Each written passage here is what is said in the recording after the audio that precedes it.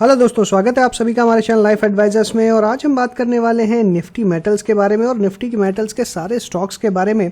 आज एक ज़बरदस्त अपटिक देखी हमने मेटल्स इंडेक्स के अंदर में और सारे मेटल स्टॉक्स के अंदर में।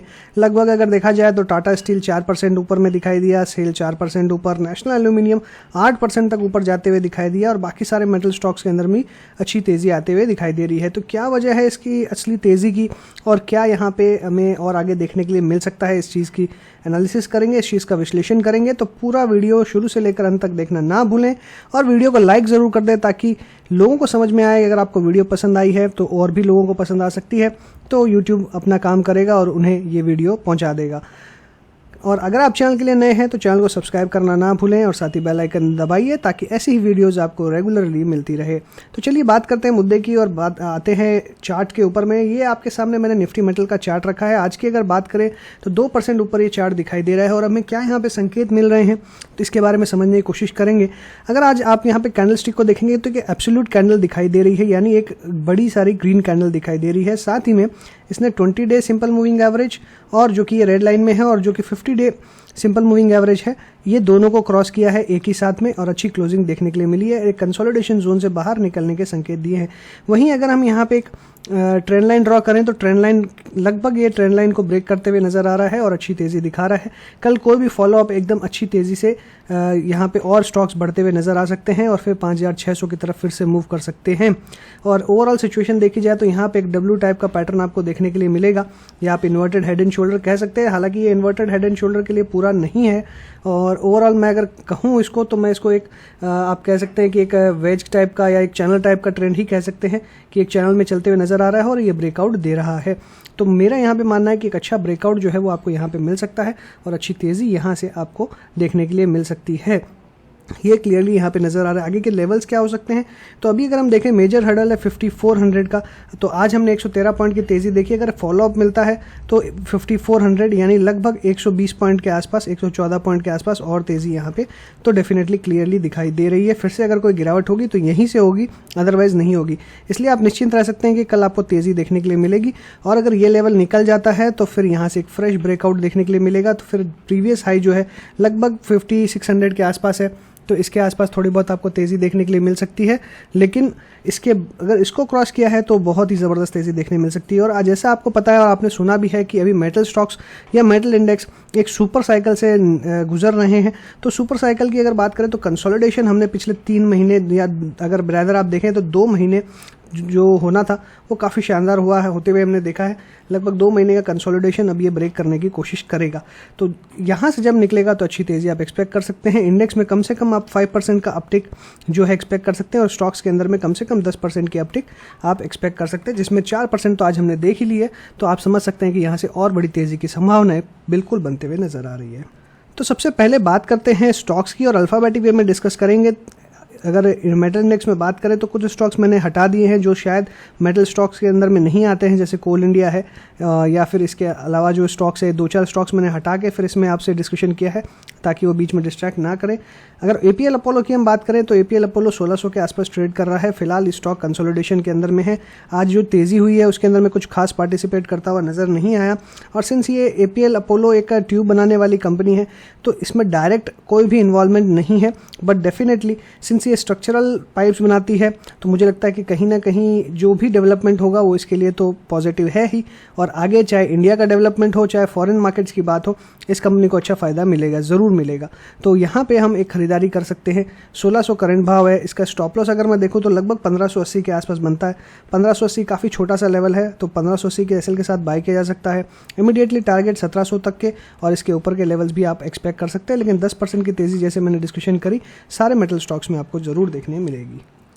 बात करते हैं हिंडाल्को की और हिंडाल्को के अंदर में भी अभी अगर आप देखेंगे तो कुछ बहुत ज़्यादा मेजर तेज़ी नहीं है। अभी भी ये जो शॉर्ट टर्म अप ट्रेंड है इसका ये इंटैक्ट है, अभी ब्रेकआउट नहीं हुआ है। ब्रेकआउट कल अगर फॉलोअप मिलता है तो होगा।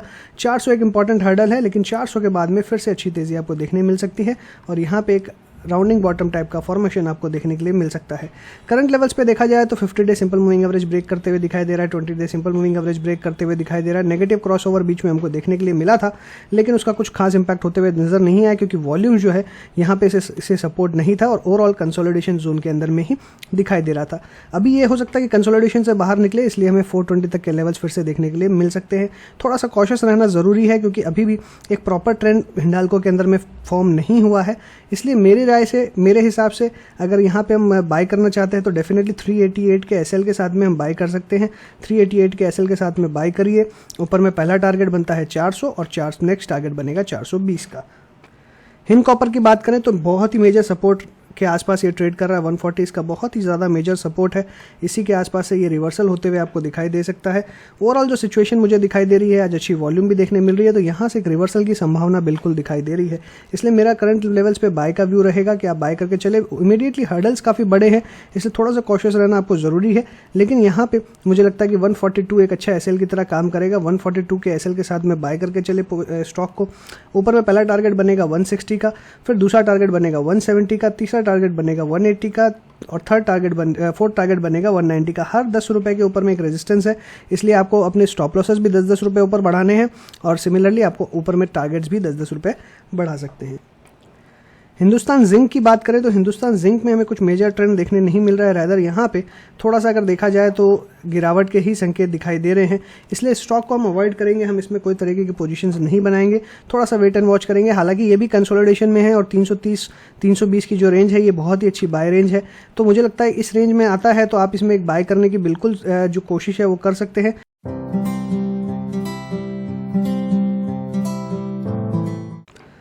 और अगर ओवरऑल सिचुएशन देखी जाए तो मुझे लगता है कि काफ़ी अच्छी है, तो इसलिए कोई भी डिप में इसे बाय करेंगे तो रिवर्सल में एक अच्छी तेज़ी बन सकती है। तो यहाँ पे भी एक बाय का व्यू बन रहा है। ऊपर में निकलता है तो मुझे लगता है कि आपको स्टॉप लॉस 310 का रखना चाहिए। 340, 350, 360 तक के टारगेट्स यहाँ पे भी बनते हुए दिखाई दे सकते हैं। अब अगर हम जिंदल स्टील को देखें तो सबसे ज़्यादा करेक्शन इसके अंदर में देखने के लिए मिली है। हाई से अगर देखें तो 20% ये करेक्ट होते हुए नजर आ रहा है। बाकी अगर स्टॉक्स को देखा जाए तो उससे ज़्यादा करेक्शन इसके अंदर देखने मिल रही है, और सिंस इसमें करेक्शन ज़्यादा है, आज वॉल्यूम देखेंगे तो काफ़ी अच्छी दिखाई दे रही है और एक अच्छी अपॉर्चुनिटी यहाँ इमर्ज होते हुए नजर आ रही है। तो मेरे हिसाब से यहाँ पर बिल्कुल बाय बनता है। स्टॉप लॉस रहेगा 380 का, 380 के एसएल के साथ बाय करें। 420, 440, 460, 480, 500। हालांकि 500 और 480 थोड़ा सा दूर दिखाई देता है मुझे, लेकिन डेफिनेटली 460 तक फिर से आपको टारगेट्स आते हुए दिखाई दे सकते हैं। अगला स्टॉक है जेएसएल हिसार का, और जेएसएल हिसार में देखें तो एक फ्रेश ब्रेकआउट आते हुए दिखाई दे रहा है। 200 का एक बहुत ही इंपॉर्टेंट सपोर्ट है, इसको एसएल की तरह यूज़ करें। एक अपसाइड यहाँ पे निकलेगी और यहाँ पे जो टारगेट बन के आ रहे हैं लगभग 240 के बनते हुए दिखाई दे रहे हैं। 240 के लिए आप जेएसएल हिसार में बाइंग कर सकते हैं, और स्टॉप लॉस जो है वो लगभग 200 का आप रख के चलिए। इसमें अच्छी तेज़ी आपको देखने के लिए मिलेगी। जेएसडब्ल्यू स्टील की बात करें तो बाकी स्टील स्टॉक्स के अगर कंपेयर करी जाए तो यहाँ पे थोड़ा सा जो पैटर्न है वो थोड़ा सा बिगड़ा हुआ है, और अगर हम ओवरऑल देखें अभी भी ये रेजिस्टेंस के आसपास ही ट्रेड करते हुए नज़र आ रहा है। ओवरऑल सिचुएशन थोड़ी सी ख़राब दिखाई दे रही है स्टॉक के लिए, क्योंकि स्टॉक को अभी भी बढ़ने के लिए काफ़ी मेहनत करनी पड़ेगी। हालांकि आज अच्छी वॉल्यूम देखने मिल रही है, 2 दिन की डोजी के बाद में आज एब्सोल्यूट डिसाइसिव कैंडल देखने के लिए मिल रही है, तो काफ़ी ज़्यादा पॉजिटिव है। तो यहाँ पर भी एक बाय का व्यू है। यहाँ स्टॉप लॉस रहेगा 675 का, 675 के एसएल के साथ में आप बाय करके चल सकते हैं। और ऊपर में जो तेज़ी है लगभग 730 तक पहले देखने मिलेगी। 730 बहुत मेजर रेजिस्टेंस है, इसके आसपास पार्शियल प्रॉफिट आप बुक कर सकते हैं। इसके ऊपर निकलेगा तो फिर से फ्रेश खरीदारी करी जा सकती है 772.8, जो कि प्रीवियस हाई है इसके आसपास के लिए। नेशनल एल्यूमिनियम की बात करें तो शानदार तेज़ी आज देखने के लिए मिली है, और ओवरऑल जो सिचुएशन दिखाई दे रही है यहाँ पे एक फ्रेश ब्रेकआउट देखने के लिए मिल रहा है। और लास्ट टाइम पहले मैंने भी यही कहा था जब मैंने इसे स्टॉक ऑफ द वीक में दिया था, और स्टॉक ऑफ द वीक बहुत ही क्लियर था कि 80 के ऊपर अगर क्लोज होता है तो हमें इसे बाय करके चलना है, और 76 के नीचे अगर क्लोज होता है तो सेल करके चलना है, और 80 पे हम बाय करेंगे तो स्टॉप लॉस रहेगा 76 का। आज की डेट में अगर बात करी जाए तो 86.8 का हमने हाई देखा, क्लोजिंग 85 के ऊपर में, तो एक ज़बरदस्त तेज़ी देखने के लिए मिली है। करंट लेवल्स पे अब मुझे लगता है कि आपको ट्रेलिंग स्टॉप लॉस 80 रुपये का बना लेना चाहिए। 80 रुपये के एसएल के साथ में आपको पोजीशंस होल्ड करनी चाहिए, फ्रेश पोजीशन बनानी चाहिए।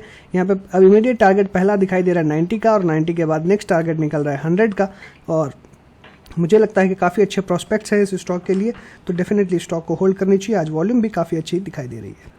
अगला स्टॉक है एनएमडीसी का, और एनएमडीसी में देखें तो आज ज़बरदस्त वॉल्यूम देखने मिली। लो इसका देखा हमने 166 का, 168 की करंट क्लोजिंग है, 165 इसके ओएफएस का प्राइस था। ओएफएस के बाद में जनरली देखा गया है कि स्टॉक्स में अच्छी तेज़ी देखने मिलती है, तो करंट प्राइस पे देखा जाए तो बहुत ही अट्रैक्टिव बाय है। और एनएमडीसी का बात करूँ तो मुझे लगता है कि सबसे बेस्ट स्टॉक है आफ्टर टाटा स्टील ये बाय करने के लिए। तो टाटा स्टील, सेल, एनएमडीसी, ये 3 स्टॉक्स ऐसे हैं जो स्टील सेक्टर को एकदम ज़बरदस्त तेज़ी दिखा सकते हैं। एनएमडीसी के अंदर में बिल्कुल करंट लेवल पे बाय करना चाहिए। स्टॉप लॉस बहुत ही छोटा रहने वाला है, 160 रुपये का, 160 के एसएल के साथ बाय करें। वापस यहाँ तेज़ी आपको 190 रुपये तक देखने के लिए मिल सकती है। बीच में इंपॉर्टेंट रेजिस्टेंस आता है 180 का, लेकिन मुझे लगता है कि जिस तरह की तेज़ी है 180 का रेजिस्टेंस पार होगा।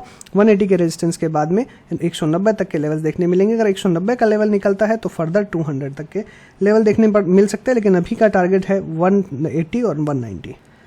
सेल की बात करें तो आज यहाँ पे एक बुलिश एनगल्फिंग कैंडल देखने के लिए मिल रही है। वॉल्यूम काफ़ी ज़्यादा आपको अच्छी देखने के लिए मिल रही है। इसमें कंसोलिडेशन जो है, कंसोलिडेशन रेंज रही है 120 से लेकर 130 की। आज की क्लोजिंग है 128 पे, और इसका 20 डे सिंपल मूविंग एवरेज आज ये ब्रेक नहीं कर पाया। Definitely 50 day simple moving average के ऊपर ट्रेड कर रहा है। एक कोशिश ज़रूर होगी यहाँ से एक रिवर्सल लेने की और 140 रुपये तक के टारगेट्स देने की। लास्ट टाइम भी जब हमने डिस्कशन किया था तो 140 का टारगेट आया, फिर रिवर्स होते हुए नजर आया, फिर से 120 को टेस्ट किया, फिर 132, 133 तक गया है, और फिर वापस 120 को टेस्ट करके वापस ऊपर जा रहा है। तो अगर देखे जाए तो यहाँ पे एक लगभग ट्रिपल बॉटम की संभावनाएं बनती हुई नजर आ रही है। इसलिए मुझे लगता है कि यहाँ पे भी आपको बाय करके चलना चाहिए। काफ़ी अच्छा अट्रैक्टिव बाय है, और इसी रेंज के अंदर में आपको एक्यूमुलेट करना चाहिए। अगर यहाँ से मूवमेंट नहीं भी होता है तो 130 के ऊपर में लगभग ब्लाइंड बाय के मैं कह सकता हूँ, हालांकि थोड़ा सा रिस्की है, बट 130 के ऊपर में डेफिनेटली एक ब्लाइंड बाय है। और 140 का टारगेट, ऊपर में 150 तक के टारगेट्स देखने मिल सकते हैं। शॉर्ट टर्म यानी नेक्स्ट 6 महीने से साल भर का टारगेट जो है वो लगभग मेरा 200 का है, जो होता आपको आते हुए दिखाई दे सकता है। तो डेफिनेटली इन स्टॉक्स के अंदर में पोजीशंस आपको बना के रखनी चाहिए। ओके, सबसे ज़बरदस्त स्टॉक स्टील सेक्टर का अगर हम देखें तो कोई किंग कहें तो वो है टाटा स्टील। और अगर यहाँ देखें तो एक गजब राउंडिंग बॉटम फॉर्मेशन इसने बनाया है, और हमने कंटिन्यूसली इसको हमारे डेली मार्केट एनालिसिस के वीडियो में हम कवर कर ही रहे हैं। इसे लास्ट डे भी हमने इसमें बाय का ही व्यू दिया था, और 1200 के लेवल्स के बारे में हमने बात करी थी। ओवरऑल सिचुएशन की जो हमने डिस्कशन करी है कि एक अच्छा यहाँ से ब्रेकआउट देखने मिल रहा है, विद वॉल्यूम यहाँ मूवमेंट हो रहा है, तो एक पॉसिबिलिटी है कि यहाँ से तेज़ी देखने के लिए मिले। 1250 इमीडिएटली हर्डल है, तो पहला टारगेट 1250 का रहेगा। करंट क्लोजिंग है 1218 की। यहाँ पे स्टॉप लॉस की अगर मैं बात करूँ तो लगभग 1200 का स्टॉप लॉस रहेगा क्लोजिंग बेसिस पे। क्लोजिंग इसके नीचे नहीं होनी चाहिए, अगर इसके नीचे क्लोजिंग होगी तो मोमेंटम ब्रेक हो जाएगा। ओवरऑल 1250 का पहला टारगेट। इसके बाद में जो तेज़ी बनेगी वो बहुत ही शानदार हो सकती है। यहाँ पे लगभग नेक्स्ट कुछ दिनों के अंदर में 1500 रुपये तक के टारगेट्स आपको देखने के लिए मिल सकते हैं, क्योंकि जिस तरीके की तेज़ी आज देखी गई है, इससे ऐसी संभावनाएं बन रही है अगर मार्केट अप ट्रेंड में रहता है तो 1500 रुपये टाटा स्टील के टारगेट डेफिनेटली आने वाले कुछ दिनों के अंदर में हो जाएंगे। अगला स्टॉक है वेदांता का, और वेदांता है 272.25 के आसपास, और रिसेंटली हमने हाइज देखे थे लगभग 295 तक के। करंटली देखें तो लोअर लेवल से अच्छा रिट्रेसमेंट अपसाइड की तरफ दिखा चुका है, एक पुलबैक दिखा चुका है। अभी जो जहाँ पे ट्रेड कर रहा है अपने रेजिस्टेंस के ऊपर में ट्रेड कर रहा है, और सारे सपोर्ट लेवल्स अगर देखें तो 50 डे और 20 डे के ऊपर में ट्रेड करा, तो काफ़ी अट्रैक्टिव यहाँ पे दिखाई दे रहा है। तो ओवरऑल जो सिचुएशन मुझे दिखाई दे रही है, मुझे लगता है 295 तक के टारगेट्स आपको फिर से आते हुए दिखाई दे सकते हैं। इमीडिएट टारगेट पहला है 280 एक छोटा सा हर्डल है, क्योंकि यहाँ से हमने एक शार्प फॉल देखा था, इसलिए 280 का जो लेवल है ये काफ़ी इंपॉर्टेंट रेजिस्टेंस है। अगर ये निकलता है तो 300 तक, 295 तक के लेवल्स देखने मिल सकते हैं, और सारे स्टील स्टॉक्स फिर से नए हाई की तरफ मूव करने की ज़रूर कोशिश करेंगे। तो उम्मीद करता हूँ वीडियो आपको ज़रूर पसंद आई होगी। अगर पसंद आई है तो लाइक करना ना भूलें, दोस्तों के साथ शेयर करना ना भूलें, और चैनल सब्सक्राइब नहीं किया है तो तुरंत कर दीजिए, साथ ही बेल आइकन दबाइए ताकि टाइमली अपडेट्स आपको ऐसी ही मिलती रहे। So thanks for watching again. Happy trading and investing.